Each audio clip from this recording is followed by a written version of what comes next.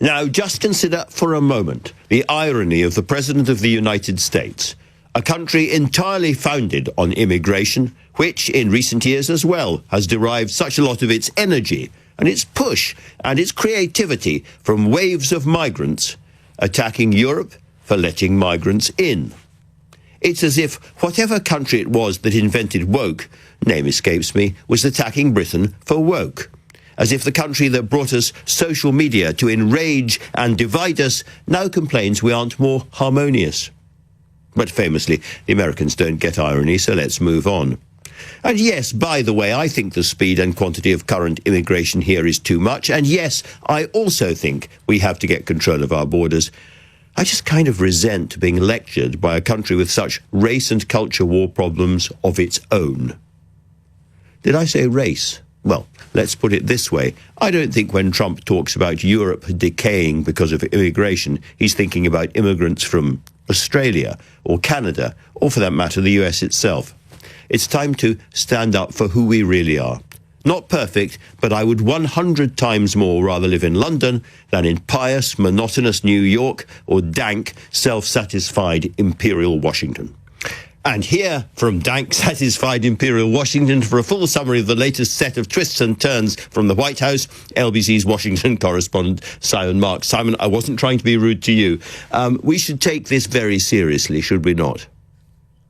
We should take this extremely seriously, Andrew. There is no question about that at all. I think the publication of that national security strategy last Friday was a clarion call, a warning to Europe that the transatlantic alliance, as we have known it, as the world has known it for the last 80 years, is coming to an end. And with respect to your guests yesterday, including Emily Thornberry, well, they can now hear it directly from Donald Trump. He is endorsing that strategy in a full-throated way today in that interview with Politico.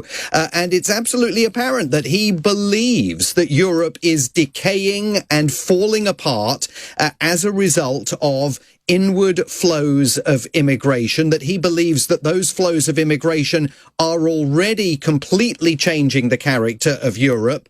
He argues in that interview it gets to a point where you can't really correct it, and it is very close to that point. And if you go back to the national security strategy that came out on Friday, what Donald Trump and his senior lieutenants are arguing is that so many people, particularly of the Islamic faith, are moving into Europe's borders.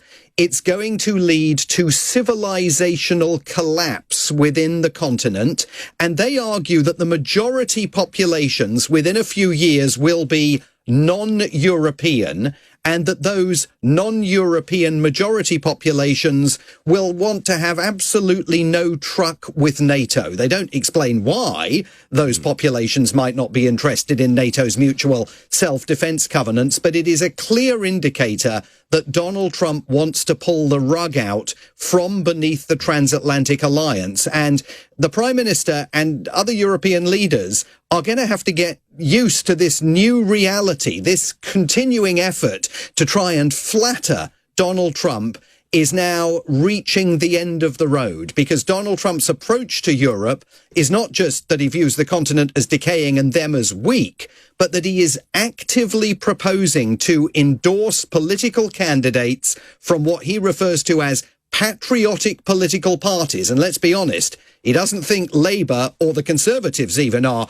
patriotic parties. He's talking in Britain about Nigel Farage and Reform UK. He's told Politico today he is going to continue endorsing candidates of his choice in European elections. This is a man poised directly to interfere with Britain's democracy. Well, we always get it straight from the shoulder from Simon Marks. Simon, thank you very much indeed for that.